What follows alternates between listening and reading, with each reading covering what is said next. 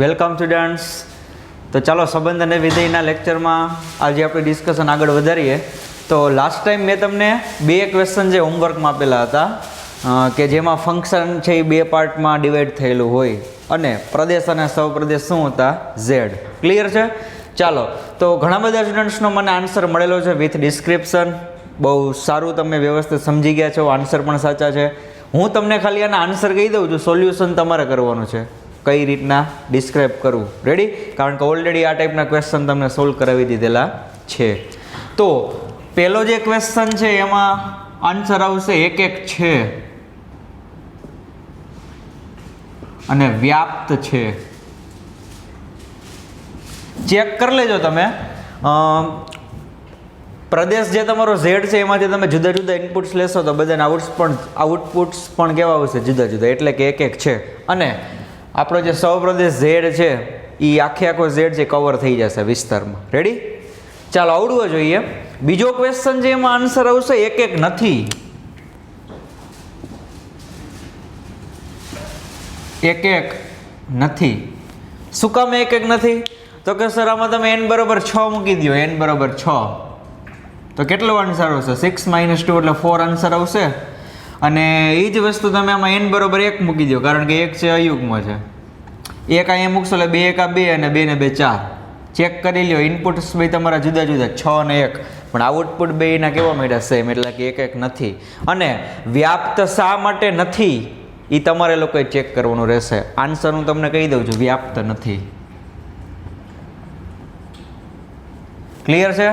Okay, બે question એના answer હવે તમારી રીતના સોલ્વ કરી લ્યો. તેમ છતાં પણ કંઈ ક્વેરી હોય તો મને પૂછી લેજો. ચાલો, તો હવે આજે આપણે આગળ વધીએ આપણા extra Sam's part number 2, 1-1 function and 1-2 function. જુઓ, ક્વેશ્ચન રીડ કરો, તમારી સામે લખેલો છે. તમે કહેશો કે સર આમાં નવું શું છે? આમાં પણ ફંક્શન તો બે પાર્ટમાં જ ડિવાઈડ થયેલું છે અને એવા ક્વેશ્ચન તો આપણે સોલ્વ કરી ગયા, પણ કાંઈક ચેન્જ છે એટલા માટે જે ક્વેશ્ચન અહીં લીધેલો છે. જો તમે નિરાતે ફંક્શનને રીડ કરશો ફરીથી એક વખત તો તમને ખ્યાલ આવશે કે આ વખતે અહીંયા પ્રદેશ અને સહપ્રદેશ કેપિટલ R છે. આપણે જે ડિસ્કશન અત્યાર સુધી કરી ગયા કે જે NCERTમાં એક ક્વેશ્ચન હતો એ n થી n હતો, પ્રાકૃતિક સંખ્યાઓનો ગણ. લાસ્ટ લેક્ચરમાં જે આપણે ડિસ્કસ કરી ગયા એમાં હતો z થી z. પણ આજે સૌથી મોટો ગણ આપણા માટે વિધેયની માટે વાત કરું છું, કારણ કે આપણે ખાલી વાસ્તવિક વિધેય જ સ્ટડી કરવાના છે, કોમ્પ્લેક્સ નંબરમાં જવાનું નથી. તો વિધેય માટે આપણા માટે મોટો ગણ કયો થશે? R. તો આ વખતે સાહેબ પ્રદેશ તમારો R છે અને એ R માંથી તમારે ચેક કરવાનું છે કે જુદા જુદા ઇનપુટ્સના આઉટપુટ જુદા જુદા મળે છે કે નહીં. એનો મતલબ કે એક એક વિધેય છે કે નહીં ચકાસવાનું છે. Let's do it. ચકાસો બધા. શું થશે? એક એક વિધેય થશે? થતું હોય તો આ પડો, નહીતર ના પડો. તો કે સર અમને એટલી ખબર પડે કે આમાં તમે x પાસે બરાબરની નિશાની રાખેલી છે, ઇક્વાલિટી, કે x greater than or equal to 0. Am I right? Can I take x is equal to 0 in this case? આમાં x બરાબર 0 તમે મૂકી શકો તો મૂકો x બરાબર 0. આમાં અહીંયા x બરાબર 0 મૂકશો તો તમને આઉટપુટમાં શું મળશે? 1. ચાલો, સેકન્ડ પાર્ટ છે એવું કહે છે કે x is less than 0. That means કે આમાં તમારે બધી ઋણ સંખ્યામાં તમે મૂકી શકો. તો આમાં x બરાબર મૂકો -1. -1 જે નેગેટિવ છે તો -1 તમે આમાં મૂકશો એટલે -1/2 એટલે +1 થઈ જશે સાહેબ. તો આપેલ વિધેય એક એક વિધેય નથી. આવા તો ઘણા બધા તમને સંખ્યાઓ મળી શકે કે જેના માટે આઉટપુટ સેમ હોય. રેડી? પણ મારે એક એક વિધેય નથી સાબિત કરવા માટે ખાલી એક એક્ઝામ્પલ ઇનફ છે. તો ચાલો આનું ડિસ્ક્રિપ્શન લખી નાખું છું હું કે અહીં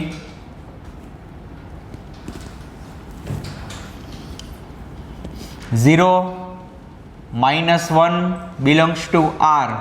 પ્રદેશ લખવું પડશે. શા માટે એ તમને ખ્યાલ છે? પ્રદેશ માટે આ બે ઘટક માટે હું ડિસ્કશન કરવા માંગુ છું કે 0,-1 બિલોંગ્સ ટુ R માટે શું થાય છે.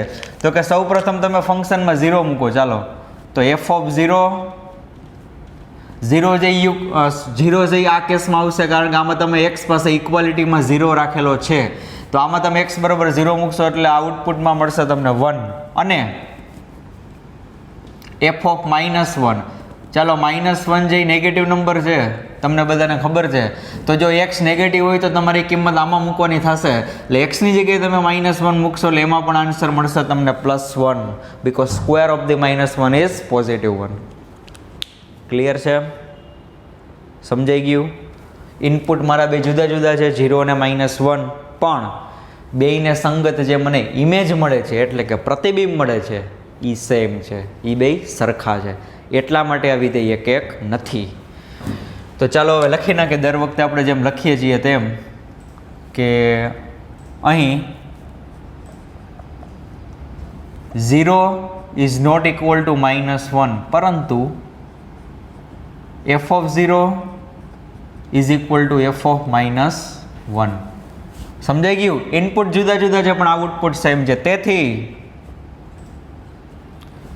f એક વિધેય નથી. ચાલો હવે સર આવો સાવ ક્વેશ્ચન હોય તો તમે એક્સ્ટ્રામાં લીધેલો ના હોય એટલે અમને ખબર છે. દર વખતે તમને કહું છું એમ, એક વિધેય સાબિત કરવામાં બધાને ગ્રીપ ફૂલ મસ્ત મજાની ગ્રીપ આવી ગઈ છે. બધા જોઈને પણ અમુક સ્ટુડન્ટ્સ કહી દે છે કે એક છે કે નહીં, અને એને ડિસ્ક્રાઇબ કરવું પણ કમ્પેરેટિવલી ઇઝી. વ્યાપ્તની સંદર્ભમાં, વ્યાપ્તના સંદર્ભમાં એક વિધેય સાબિત કરવું જે ઇઝી છે. ઓકે, તો હવે મારે વ્યાપ્ત વિધેય વિશે ડિસ્કશન કરવાનું છે. ઓ શું વાત કરો છો સાહેબ, આ વખતે તો સહપ્રદેશ તમારો આર છે, કઈ રીતના ચેક કરશો કે આખો આર કવર થાય છે કે નહીં, અને જો ન થતો હોય તો કયો ઘટક કનેક્ટ નથી થતો એ મને કહો, પણ મારે આન્સર જોઈએ છે આ વિધેય વ્યાપ્ત છે કે નહીં. ચાલો વિચારો તમે લોકો, ફટાફટ વિચારો. એવું લાગે તો વિડીયો પોઝ કરી દો, મગજને થોડુંક એક્ટિવ કરો. ચાલો ફટાફટ. તો ચાલો, અમુક સ્ટુડન્ટ્સ એમ કહે છે કે સર આ વ્યાપ્ત વિધેય નથી, વાય? તો હવે નિરાતે સાંભળજો કે પેલો જે પાર્ટ છે એમાં એક્સ કેવો હશે, તો કે સર લખેલું છે કે greater than or equal to 0, એનો મતલબ કે આમાં એક્સ છે એ ધન સંખ્યા હશે. હવે નિરાતે સાંભળજો કે એ ધન સંખ્યાને તમે 2 વડે ગુણશો તો એ કેવી સંખ્યા મળશે, તો કે સર ધન સંખ્યા જ મળે. એમાં પછી તમે +1 કરશો તો એનો આન્સર કેવો આવશે? ઓબ્વિયસ છે સર, ધન જ મળે. એક પોઝિટિવ નંબર છે, 2 થી મલ્ટીપ્લાય કર્યા, 1 એડ કર્યા, ફાઇનલ જે તમને આન્સર મળશે કેવો હોય? પોઝિટિવ. એનો મતલબ એ થયો કે પહેલો જે કેસ છે એમાં જે તમને આઉટપુટ મળશે એ બધા કેવા મળશે? પોઝિટિવ. હવે સેકન્ડ જે કેસ છે એમાં તમે જે સંખ્યા આમાં પુટ કરશો ઇનપુટની જગ્યાએ, તો એ બધી સંખ્યા તમે કેવી લેશો? અથવા તો આમાં જે ઇનપુટ છે એ બધા કેવા હશે? નેગેટિવ હશે, ઋણ સંખ્યા. પરંતુ તમે આરમાંથી કોઈ પણ ઋણ સંખ્યા અહીંયા એક્સની જગ્યાએ મૂકશો તો વિધેય શું કરી નાખશે? એનો વર્ગ કરી નાખશે. તો કોઈ પણ ઋણ સંખ્યા તમે મૂકશો એનો વર્ગ થઈ જશે, એટલે ફાઇનલ આઉટપુટ તમને કેવું મળશે? Yes, positive. પોઝિટિવ. હવે મારે ફાઇનલ રેન્જ જોતી હોય તો હું શું કરીશ? અત્યાર સુધી આપણે જે કરતા હતા એ કે આનો જે આન્સર આવે અને બીજા પાર્ટનો જે આન્સર આવે બેયનો કરવાનો છે યોગગણ. હવે યોગગણ તમે કરશો એટલે ફાઇનલ તમને શું મળશે? રેન્જ ઓફ ધી ફંક્શન, વિધેયનો વિસ્તાર. તો ચેક કરો, આમાં પણ બધી ધન સંખ્યા છે, આમાં પણ બધી ધન સંખ્યા છે. બે ધન સંખ્યાઓનો તમે યોગગણ કરશો તો ફાઇનલ જે તમને ગણ મળશે એમાં બધી કેવી સંખ્યા હશે? ધન સંખ્યા હશે. તો મારો તો સહપ્રદેશ અહીંયા આર હતો, ઈ આરમાં તો ઘણી બધી ઋણ સંખ્યાઓ પણ છે, તો એ ઋણ સંખ્યા જે કોની સાથે કનેક્ટ થશે? ટેલ મી. આ સહપ્રદેશનો જે આર છે એમાંથી કોઈ પણ તમે એકાદી ઋણ સંખ્યા લઈ લ્યો સાહેબ, એ ઋણ સંખ્યા જે કોઈ સાથે કનેક્ટ નહીં હોય પ્રદેશની અંદર. That's why the given function is not onto. Clear છે? ચાલો, તો આને લખશું આવી રીતના કે range of F is equal to ગણની અંદર શું કરવાનું છે? 2x + 1. આવું ક્યારે થશે? કે whenever x is greater than or equal to 0. યોગ ગણ આમાં શું થઈ જશે? એક્સનો સ્ક્વેર. આવું ક્યારે કરશો? Whenever x is only less than 0. બેયમાં તો 0 ચાલે નહીં ને સાહેબ, અહીંયા ઇક્વલ ટુ લઈ લીધું 0. ઓકે, આ બધામાં એક્સ બિલોંગ્સ ટુ તો આર જ હશે હો. એક્સ બિલોંગ્સ ટુ શું છે? આર. હવે આનો આન્સર શું આવશે એ મારે કહેવાનું છે, આનો આન્સર. તો ચાલો જોઈએ. હવે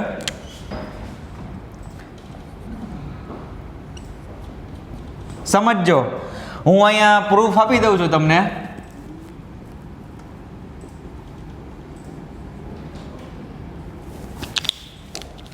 શું થાય છે જો, એક્સ આમાં કેવો છે? Greater than or equal to 0. That implies મારે ફાઇનલ બનાવવાનું શું છે ફંક્શનમાં? 2x + 1. I want to find the answer of 2x + 1. In which interval the answer of this function lies. કયા અંતરાલમાં આનો આન્સર રહેલો છે 2x + 1 નો? વિચારો. તો સૌ પ્રથમ શું કરશું? તો કે સર x ને 2 થી મલ્ટીપ્લાય કરવાના છે, તો બંને બાજુ 2 થી મલ્ટીપ્લાય કરો. તો આ વખતે તમને ખબર હોવી જોઈએ, કારણ કે આપણા ઇક્વલ ટુ નથી. શું છે? આ એક અસમતા છે. મેં બંને બાજુ ધન સંખ્યા વડે જ ગુણ્યા છે, એટલા માટે અસમતા બદલાતી નથી. ચાલો હવે મારે ફાઇનલ f(x) સેટ કરવું હોય તો મારે બંને બાજુ +1 કરવા પડશે. તો ચાલો બંને બાજુ 1 એડ કરી દીધા. Now this is your function 2x + 1. That's why the f(x) is greater than or equal to 1. એ જે પહેલા પાર્ટનો જે આન્સર છે ફંક્શનનો, આઉટપુટની જે રેન્જ છે એ શું હશે? 1 કે 1 કરતાં મોટી. અને આ વખતે હું ડિસ્કશન કરી રહ્યો છું બધું આરમાં, એટલા માટે આને હું અંતરાલ સ્વરૂપે લખી શકું. ધ્યાન રાખજો, પ્રાકૃતિક સંખ્યાઓનો ગણ n હોય અને પૂર્ણાંક સંખ્યાઓનો ગણ z હોય, તો અહીંયા પાછું આવું મૂર્ખામી ભર્યું કાર્ય કરતા નહીં કે ક્લોઝડ ઇન્ટરવલ 1 to ∞. કારણ કે એ છે અનંત સંખ્યાઓનો ગણ નથી. અંતરાલ છે અનંત સંખ્યા જ્યારે તમારે દર્શાવવાની વાત આવે તો ચાલશે. Okay, done. ચાલો, તો આનો જે આન્સર છે 2x + 1 નો એ શું આવશે? 1 કે 1 કરતાં મોટો. એટલે આવું થશે ને કે 1 to ∞. ઇન્ફિનિટી પાસે ઓલવેઝ ઓપન ઇન્ટરવલ હશે, યોગ ગણ. ચાલો અહીંયા x², હવે એ તમને ખ્યાલ છે કે x <0 છે, પણ એનો x² કરશો. જો આમાં 0 લેવાનો નથી હો, એટલે x² નો આન્સર ક્યારે 0 નહીં આવે, પણ કેવો હશે? Strictly greater than 0. 0 કરતાં મોટો જ હશે, એટલે કે ધન હશે. એટલા માટે હું અહીંયા ઓપન ઇન્ટરવલ રાખું છું 0 to ∞. ઓકે, આ x² નો આન્સર જે છે હશે તો ધન જ.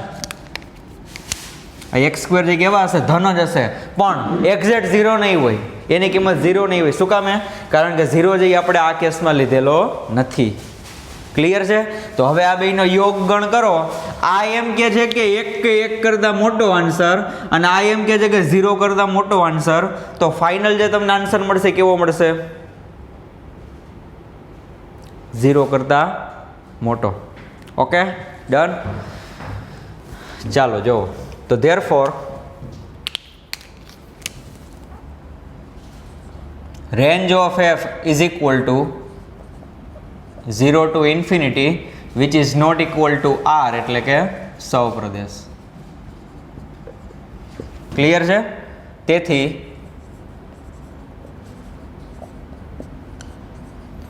વિધેયનો વિસ્તાર is not equal to વિધેયનો સહપ્રદેશ.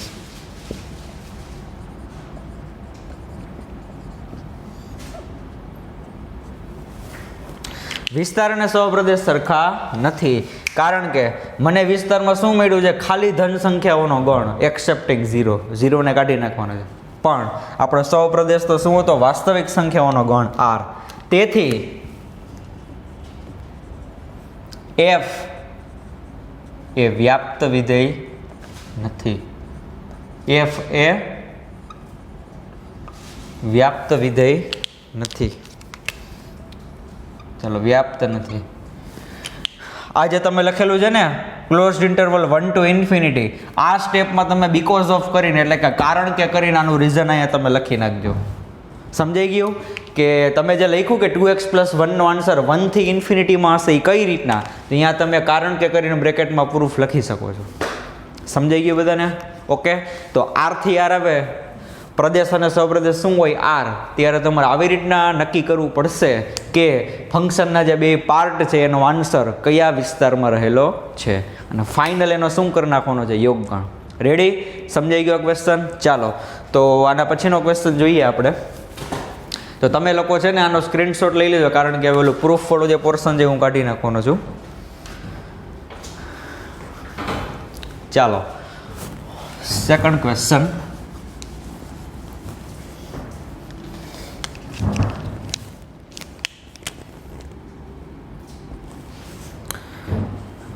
એવું કીધેલું છે f from R to R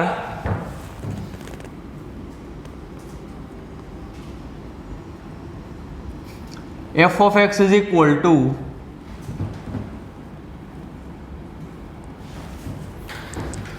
minus x plus one અને x square, minus x plus one અને x square, minus x plus one અને બીજા પાર્ટમાં આન્સર આવશે એક્સ સ્ક્વેર. આ આન્સર ત્યારે આવશે કે જ્યારે x is greater than or equal to 0 હોય, અને આ આન્સર ત્યારે આવશે કે જ્યારે એક્સ ઇઝ લેસ ધેન 0. ચાલો કમાન ફાસ્ટ, મને ફટાફટ આન્સર આપો કે આ વિધેય જે એક એક છે કે નહીં. ફરી પાછો યાર, આની પહેલાના કેસમાં જે મેં રીઝન લખેલું હતું બેઠે બેઠું રીઝન એ ચાલશે. શું કામે? કારણ કે પહેલો જે કેસ છે એમાં તમે x બરાબર 0 પુટ કરી શકો, તો કે યસ 0 પાસે ઇક્વાલિટી છે, તો x બરાબર 0 મૂકશો તો તમને પ્રતિબિંબ સ્વરૂપે શું મળશે? આઉટપુટમાં 1 મળે. યસ. સેકન્ડ કેસ છે એ સેમ જ છે કે તમારે ઇનપુટ તરીકે ઋણ સંખ્યા મૂકવાની છે, તો -1 તમે આમાં મૂકી શકો, તો -1 નો સ્ક્વેર કરશો એટલે +1.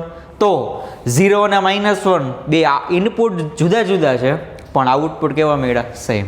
ઓકે, તો આવડું જે રીઝન છે તમે અહીંયા લખી શકશો.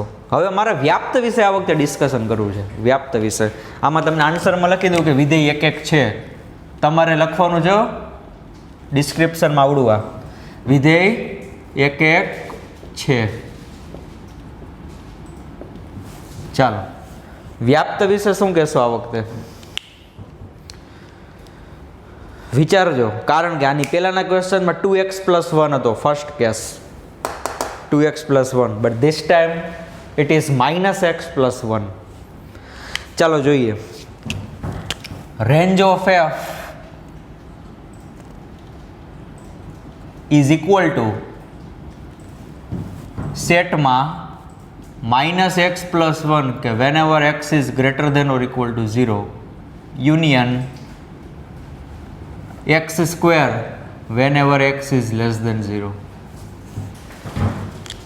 ઓકે, તો ચાલો જોઈએ કે -x + 1 નો આન્સર કઈ રેન્જમાં હશે. જો આ સાઈડ આપણે ગણતરી કરીએ,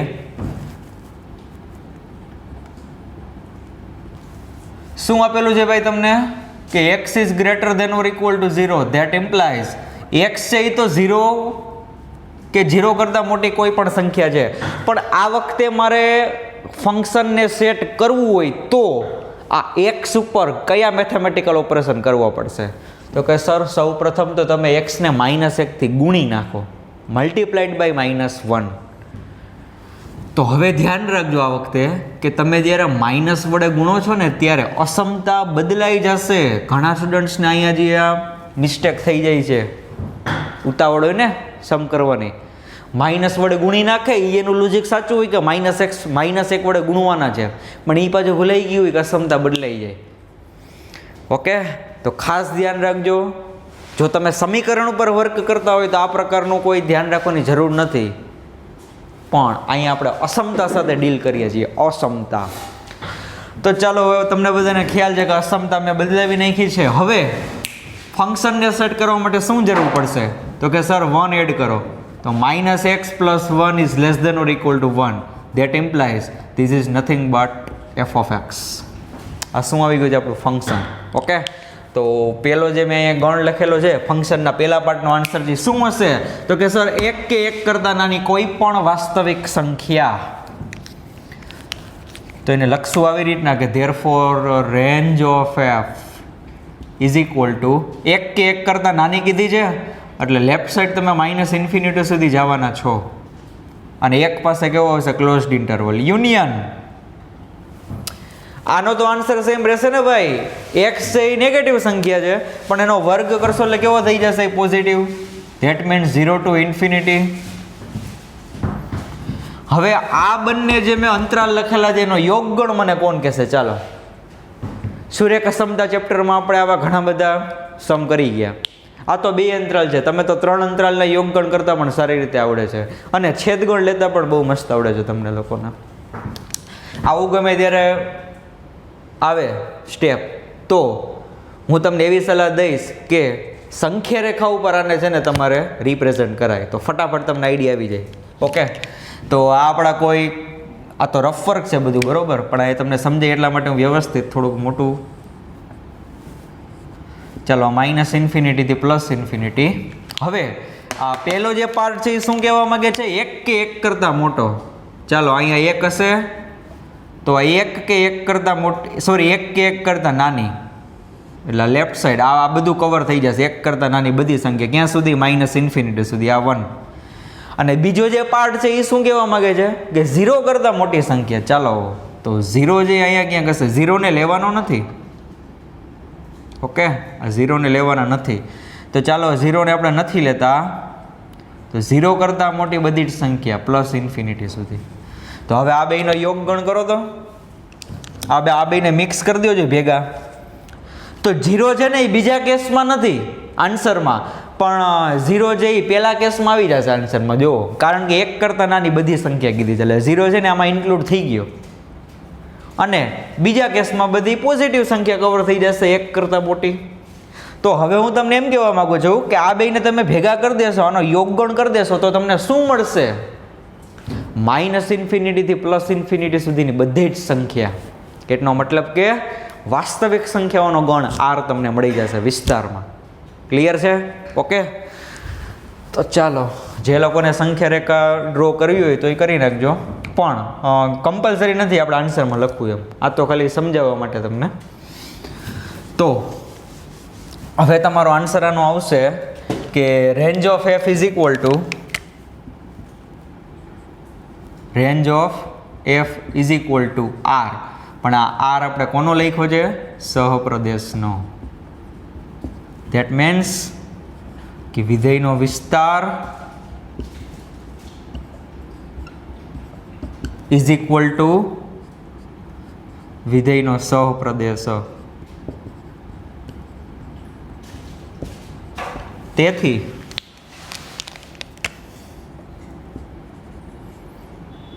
f એ વ્યાપ્ત વિધેય છે. f એ વ્યાપ્ત વિધેય છે. ઓકે, તો ચાલો બંને ક્વેશ્ચન જઈ તમે વ્યવસ્થિત રીતે ફેસબુકમાં નોટ ડાઉન કરી લ્યો, સ્ક્રીનશોટ લઈ લ્યો. ચાલો હવે સેકન્ડ ક્વેશ્ચન જોઈએ, એના પછીનો third.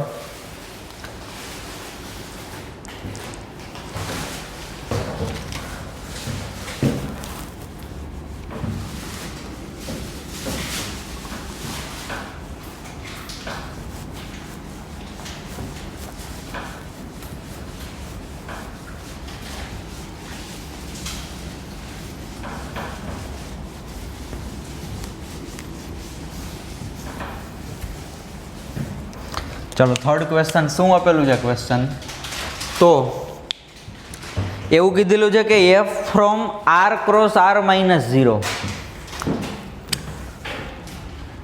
f from r cross r minus 0 થી r.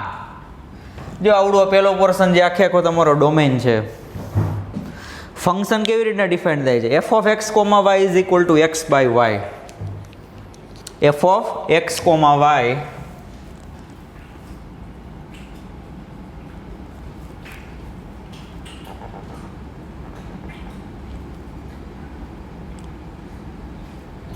Is equal to x by y.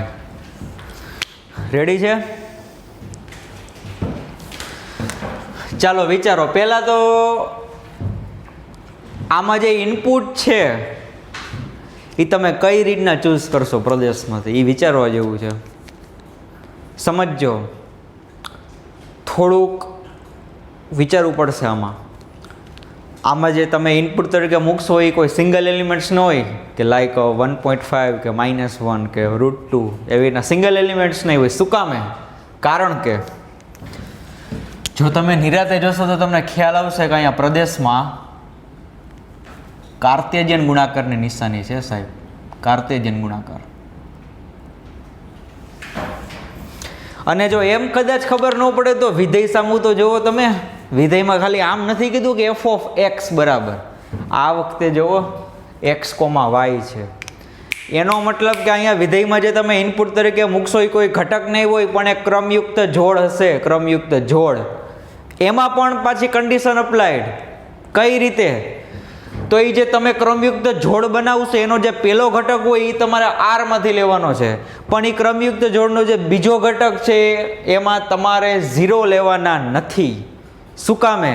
કારણ કે ક્રોસ પછીની જે તમને ગણ દર્શાવે, ક્રોસ પછી એ તમારે ક્યાં મૂકવાના હોય? એમાંથી જે ઘટક લેશો એ અલ્પવિરામ પછી આવે. તો અહીંયા ક્રોસ પછીનો ગણ જુઓ, એમાં r-0 કરેલો છે. તો એની પાછળનું કોઈ કારણ ખરું કે ટેક્સ્ટ બુક વાળાને મજા આવી એટલે 0 માઇનસ કરી નાખ્યા છે? આરમાંથી 0 બાદ કર્યો છે. શું કામે? તો ચાલો જોઈએ. તમે જ્યારે કોઈ પણ ક્રમયુક્ત જોડ હોય એને ફંક્શન અપ્લાય કરશો તો ફંક્શન છે એને કઈ રીતના રિપ્રેઝેન્ટ કરશે, તમને ઇમેજ તમને કઈ રીતના મળશે? એકચ્યુઅલી પ્રોસેસ શું થાય છે તો કે સર એ ક્રમયુક્ત જોડનો જે પહેલો ઘટક હોય ને એ રહેશે અંશમાં અને બીજો ઘટક હોય ને એ રહેશે છેદમાં. હા, ક્રમયુક્ત જોડનો બીજો ઘટક છે છેદમાં આવે છે. તો હવે જો અહીંયા આરમાંથી હું અહીંયા 0 ને બાદ ન કરું તો એવી અમુક ક્રમયુક્ત જોડ મળે, અને એ પણ ઘણી બધી મળે કે જેનો બીજો ઘટક 0 હોય. અને જો બીજો ઘટક 0 હોય, માની લો કે આવી રીતના કોઈ એક ક્રમયુક્ત જોડ છે -2,0, અને માની લો કે કોઈ કે આને ફંક્શન અપ્લાય કરી દીધું તો આનો આન્સર શું આવે? -2/0. But this is undefined quantity. એટલા માટે આ ક્રમયુક્ત જોડનો બીજો ઘટક જે 0 લેવાની ના પાડી છે. જો ક્વેશ્ચનમાં r-0 એવું કીધેલું છે. ક્લિયર? ડન. તો હવે વિચારો કે આ વિધેય એક છે કે નહીં. જો હોય તો વ્યાપક રીતે સાબિત કરવું પડે, અને જો ના હોય તો મને એવી 2 ક્રમયુક્ત જોડ તમે મને બતાવો કે જેના આઉટપુટ સેમ આવતા હોય. ફંક્શન શું કરશે એ તો ખબર છે ને. કોઈ પણ ક્રમયુક્ત જોડ તમે લેશો એનો પહેલો ઘટક અંશમાં અને બીજો ઘટક છેદમાં, પછી બેનો કરો ભાગાકાર. વિચારો એવી કોઈ 2 ક્રમયુક્ત જોડ તમારા ધ્યાનમાં છે? સર મળશે કોઈ? 4,2 નો આન્સર શું આવે? 4,2 આવી એક ક્રમયુક્ત જોડ છે 4,2. હવે આને તમે ફંક્શન અપ્લાય કરશો તો શું થશે? તો કે સર ક્રમયુક્ત જોડનો પહેલો ઘટક છે 4, એ રાખો અંશમાં, બીજો ઘટક છે 2, એને રાખો છેદમાં, 4/2 એટલે 2. વાત થઈ ગઈ પૂરી? તો ગેમ પૂરી ન થાય. જે બીજી ક્રમયુક્ત જોડ બતાવો. તો ચાલો f(6,3) આમાં શું થશે? 6/3. What is your answer? Hour answer is 2. તો હવે તમે જોવો કે અહીંયા 2 ક્રમયુક્ત જોડ જુદી જુદી તમને લાગે છે? તો કે યસ, પણ એના આઉટપુટ કેવા મળ્યા? Same. That's why the given function is not 1, 1. સમજાણું? આવી તો ઘણી બધી જોડ મળશે તમને. અહીંયા તમે 8,4 રાખો, 24,12 રાખો, જે રાખવું હોય તે, પણ આન્સર તમને દર વખતે 2 મળશે. અને સાવ કદાચ કોઈ આવી માથાકૂટમાં પડવું જ ન હોય તો બનાવતા જાવ ને યાર આવી રીતના જોડ. 1,1 આનો આન્સર આવશે 1, પછી f(2,1). ઓકે, તો આમાં પાછું શું થશે? ઓકે યસ, ચાલશે. આમાં પણ આન્સર શું હશે? 2/1, પણ આ વખતે આન્સર 2 આવશે. મારે આન્સર કેટલો જોઈએ છે? 1. તો 4,4 રાખો, અહીંયા 2,2 રાખી દે. ચાલો, એનો મતલબ તમને ખબર પડી કે જો સરખી સંખ્યા ધરાવતી તમે ક્રમયુક્ત જોડ લેશો, સરખી સંખ્યા ધરાવતી, આવી જ રીતના હજી તમે આગળ ગણતરી કરો તો 3,3 એને તમે ફંક્શન અપ્લાય કરશો તો આન્સર તમને 1 જ મળશે. આ તો હું ખાલી ધન સંખ્યાની વાત કરું છું. આપણો તો અહીંયા પ્રદેશ R છે. કોઈ પણ અપૂર્ણાંક સંખ્યા પણ તમે વિચારી લ્યો, ઋણ સંખ્યા પણ વિચારી લ્યો. જો તમે સરખી સંખ્યા ધરાવતી ક્રમયુક્ત જોડ લેશો અને પછી એને ફંક્શન અપ્લાય કરશો તો ઓલવેઝ દર વખતે તમને આન્સર કેવો મળશે? 1. પણ મારે એટલી બધી સંખ્યાની જરૂર નથી. ખાલી એક ઉદાહરણ એવું આપી દો કે જેમાં સાબિત થઈ જાય કે ઇનપુટ જુદા જુદા છે અને આઉટપુટ સેમ છે. રેડી? ઓકે, તો ચાલો હવે વ્યવસ્થિત આને આપણે લખી નાખીએ. તમારે જે ઉદાહરણ લેવા હોય તો હું દર વખતે તમને છૂટ આપું છું, પણ ક્વેશ્ચનને અનુરૂપ હોવું જોઈએ ઉદાહરણ વ્યવસ્થિત. તો જુઓ, હું 2 ક્રમયુક્ત જોડ રાખું છું. ઓલું ઉદાહરણ લીધું તો એ જ રાખું છું કે 4,2 અલ્પવિરામ 6,3 બિલોંગ્સ ટુ. આપણે જે ઘટક લેતા હોય એક એક વિધેય સાબિત કરવા માટે, ઘટક તમે કેમાંથી લેશો તો કે પ્રદેશમાંથી. તો અહીંયા પ્રદેશ લખવું પડે કે R ક્રોસ R-0. હવે બેયની ઇમેજ આપણે ફાઇન્ડ કરીએ. તો ચાલો, f of 4,2 is equal to 4/2 is equal to 2 અને f of 6/3 is equal to 6/3 is equal to 2. તો હવે આપણે એમ કહી શકીએ કે અહીં ઘટક બે સેમ નહોતા, એટલે કે 4,2 is not equal to 6,3, પરંતુ એ બેની ઇમેજ એટલે કે f of 4,2 is equal to f of 6,3. તેથી અથવા તો આમ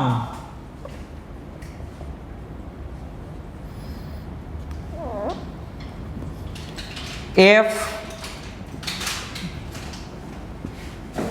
એક એક વિધેય નથી.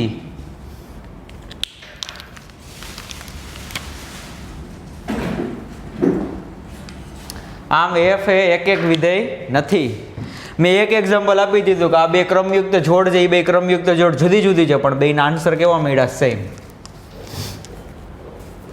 સમજાઈ ગયું? ચાલો, દર વખતે તમને કહું છું એમ વ્યાપ્ત વિધેય વિશે મને વિચારીને કહો. ચાલો, આ વખતે તમે એમ કહેશો કે સર મારે 5 મિનિટ વિચારવા માટે જોઈએ છે, તો ચાલો 5 મિનિટ તમને આપું છું, પણ વ્યાપ્ત વિધેય વિશે વિચારો. બહુ સુપર કોન્સેપ્ટ છે એનો, વ્યાપ્ત વિધેયનો. એવું લાગે તો વિડીયો પોસ્ટ કરી શકો છો.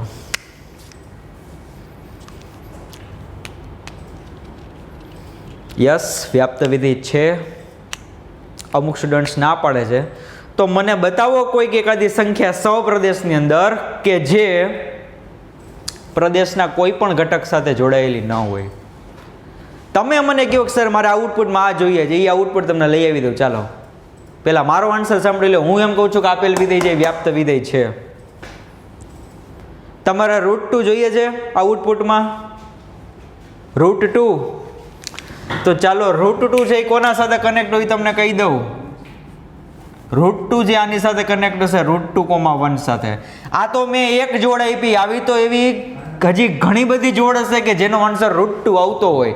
પણ સાવ ઇઝી, હાવ કંઈ વિચારવું ન હોય એવું તમારે કરવું હોય તો તમારે આઉટપુટમાં જે જોઈએ છે એને રાખો પહેલા ઘટક ઉપર અને બીજા ઘટક ઉપર 1 રાખો, તો દર વખતે તમને આન્સરમાં એ જ મળશે તમારે જે આઉટપુટમાં જોઈએ છે ને.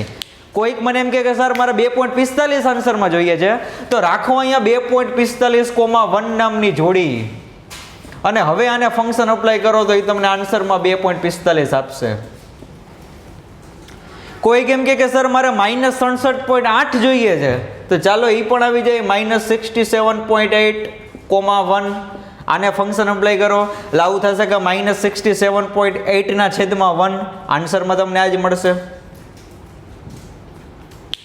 આર ની અંદર તમને જે સંખ્યા વિચારમાં આવતી હોય એ સંખ્યા બોલો, હું તમને એને સંગત પ્રદેશમાં ઘટક આપી દઈશ, અને પ્રદેશમાં જે ઘટક હશે ને પાછા આવીને ક્રમયુક્ત જોડ સ્વરૂપે હશે. ઓકે, હું એમ નથી કહેતો કે ખાલી આવી એક જ જોડ હશે, આવી તો ઘણી બધી હશે. એટલા માટે જ આ અનેક એક છે, અનેક એક. ઓકે, એક એક વિધેય નથી એટલે કેવું હોય અનેક એક. પણ હું કહેવા એમ માંગુ છું કે આ સહપ્રદેશમાં જેટલા આરની અંદર જેટલી પણ સંખ્યા છે ને, એ બધી જ સંખ્યા પ્રદેશમાં કોઈક ને કોઈક સાથે તો જોડાયેલી હશે, હશે અને હશે જ. અને સાવ જો ઇઝીલી તમારે એને વિચારવું હોય કે આને સંગત કોણ જોડાયેલું હશે, તો એને સંગત એને અલ્પવિરામ 1 નામની જોડી. એને અલ્પવિરામ 1 નામની જોડી. બહુ મસ્ત વાત છે. તમારે જે જોતું હોય આઉટપુટમાં, તમે એમ કીધું કે સર 2.45 જોઈએ છે, તો 2.45 ને રાખો પહેલા ઘટક ઉપર, અલ્પવિરામ કરીને 1. ઓકે, તો વ્યાપ્ત વિધેય થશે. સમજાઈ ગયું? હું એમ નથી કહેતો કે ખાલી આ એક જ જોડી, આવી ઘણી બધી હશે, પણ તમારે તો ખાલી એ ચેક કરવું છે ને કે એકાદો ઘટક મળવો જોઈએ. હા, તો 2.45 ને સંગત આ એક ઘટક મને મળી ગયો. એવી જ રીતના -67.8 ને સંગત મને આવું એક ઘટક મળી ગયો. એવી જ રીતના √2 ને સંગત મને આવું એક ઘટક મળી જાય છે. તો આવી ઘણી બધી સંખ્યાઓ છે કે જેના થ્રુ તમે ચેક કરી શકો કે આપેલ વિધેય વ્યાપ્ત વિધેય છે. ઓકે, ચાલો. તો સાહેબ એ તો ખબર પડી કે વ્યાપ્ત વિધેય છે, પણ એને સાબિત કઈ રીતે કરશું? તો જો આનું ડિસ્ક્રિપ્શન છે એ થોડુંક વિચારજો, હું કઈ રીતના લખું છું. મારે પ્રૂવ શું કરવું હોય અલ્ટિમેટલી? કે f ઓફ x બરોબર y, પણ આ વખતે f ઓફ x બરોબર y નો આવે.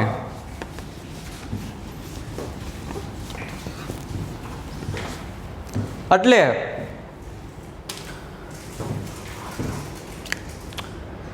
મારો જે ટાર્ગેટ છે એ તો સેમ જ છે કે મને આઉટપુટમાં બધાય વાય મળી જવા જોઈએ, પણ આ વખતે લખશું આપણે આવી રીતના f ઓફ x, y. શું કામે?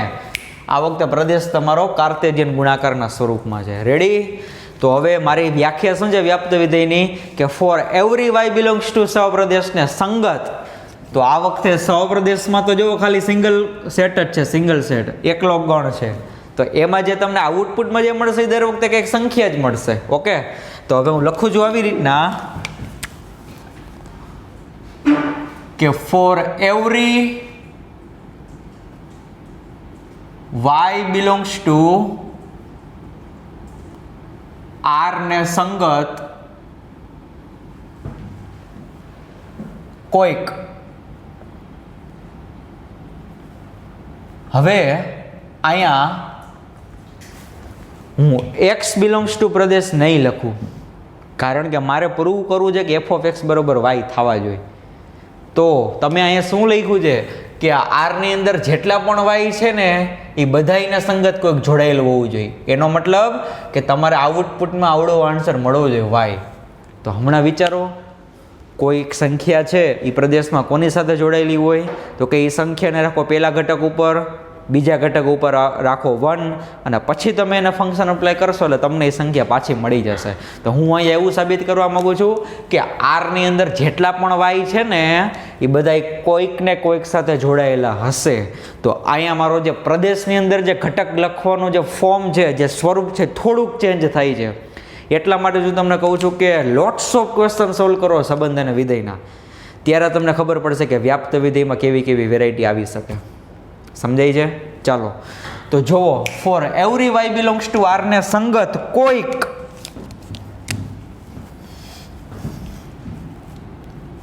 y, 1 belongs to r cross r -0 મળે કે જેથી કે ભાઈ સહપ્રદેશનો જે r છે એની અંદર જેટલી પણ સંખ્યા y છે એને સંગત મને કોઈક આવી એકાદી જોડી કેમાં મળશે? પ્રદેશમાં. ઓકે, પ્રદેશમાં મળશે મને. ચાલો, કે જેથી શું કરવાનું છે? એ જે જોડી છે એને તમે ફંક્શન અપ્લાય કરો તો આન્સર શું મળવો જોઈએ? y. તો ચાલો, મળે કે જેથી આને તમે ફંક્શન અપ્લાય કરો હવે, તો f of y, 1 is equal two y ના છેદમાં 1 ઇઝ ઇક્વલ ટુ y થાય. અલ્ટિમેટલી તમારી ડેફિનેશન તો પ્રૂવ થઈ ગઈ ને કે એ પ્રદેશની અંદર જે ઘટક છે અને તમે એના ફંક્શન અપ્લાય કરો તો મને આન્સરમાં y મળવો જોઈએ. f ઓફ x બરોબર y નો મતલબ શું થાય? અહીંયા પ્રદેશની અંદર મેં x લીધો હતો, તો x ને તમે ફંક્શન અપ્લાય કરો છો તો તમને y મળી જાય છે, અને y છે પાછો સહપ્રદેશમાં લીધો હતો. તો આ વખતે મેં સહપ્રદેશમાં શું લીધું હતું? ખાલી y. તો મને આન્સરમાં y મળી ગયા. તો એ y ને સંગત પ્રદેશમાં કેવી કેવી જોડીઓ બેઠી હશે જોડાવા માટે? તો કે સર y, 1 નામની જોડી બેઠી હોય.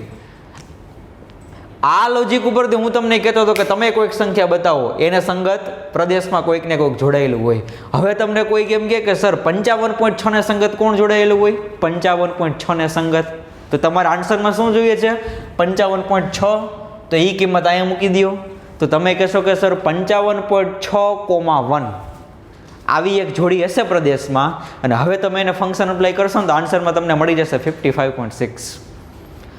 તો તમારે જે સંખ્યા આઉટપુટમાં જોતી હોય ને, વિચારવા માટેની વાત છે. આવું વિચારશો, પહેલાં તો તમે વિચારશો ને આ ટાઈપનો ક્વેશ્ચન આ તો મેં સોલ્વ કરાવી દીધો. ઇન કેસ એક્ઝામમાં ફર્સ્ટ ટાઈમ તમે એની સાથે ડીલ કરતા હોય તો તમને એવો તો વિચાર આવે ને કે સૌપ્રદેશની અંદરની જે બધી સંખ્યા છે એ શું કવર થઈ જાય છે? તો ત્યારે આવો અડવિતરા વિચાર આવે. અપૂર્ણાંકવાળી સંખ્યા મગજમાં આવે, પૂર્ણાંક આવે, ધન આવે, ઋણ આવે. તો એ જેટલી પણ સંખ્યા છે એ બધાને સંગત આવી એક મસ્ત મજાની જોડી પ્રદેશમાં હશે, y,1 નામની. તમારે જે આઉટપુટમાં જે જોઈએ છે વાય, એ જ વાયની કિંમત અહીં લખી નાખવાની.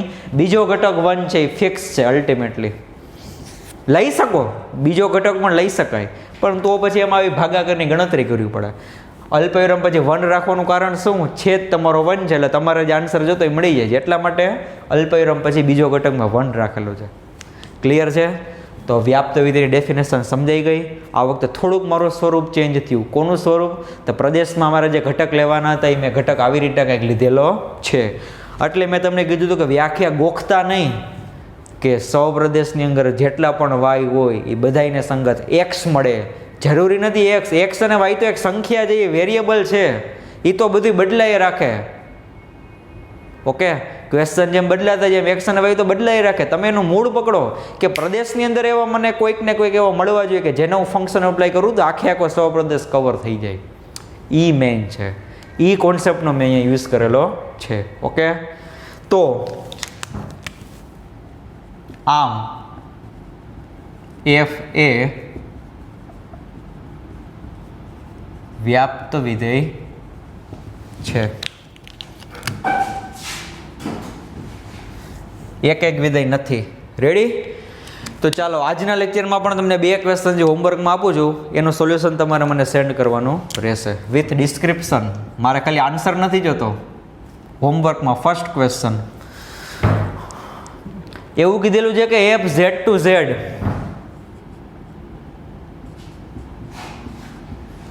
F of n is equal to, આન્સરમાં મળશે તમને n, અને બીજા કેસમાં આન્સરમાં તમને મળશે 2n+3. n ક્યારે મળશે? કે જ્યારે n યુગ્મ હોય, અને 2n+3 ક્યારે મળશે? કે જ્યારે n અયુગ્મ હોય. ઓકે, અને હજી બીજો એક ક્વેશ્ચન આપી દઉં. F from Z to Z, f from z to z f of n is equal to, પહેલા પાર્ટમાં ફંક્શનમાં આપે છે તમને n કે જ્યાં n યુગ્મ હોય, અને બીજા પાર્ટમાં ફંક્શન આવી કંઈક પ્રોસિજર કરશે n-1/2 કે જ્યારે n અયુગ્મ હોય. રેડી છે? ઓકે, તો ચાલો આ 2 ક્વેશ્ચન હોમવર્કમાં આપું છું તમને લોકોને. તો હવે જ્યારે આપણે નેક્સ્ટ લેક્ચરમાં મળીશું ત્યારે એક્સ્ટ્રા સમ્સ બટ લેવલ 3ના ક્વેશ્ચન, બહુ કંઈક વિચારવાનું તો એમાં થશે. રેડી? તો મેન્ટલ પ્રિપેરેશન સાથે ફરી પાછા એકવાર મળીશું નેક્સ્ટ લેક્ચરમાં. Thank you.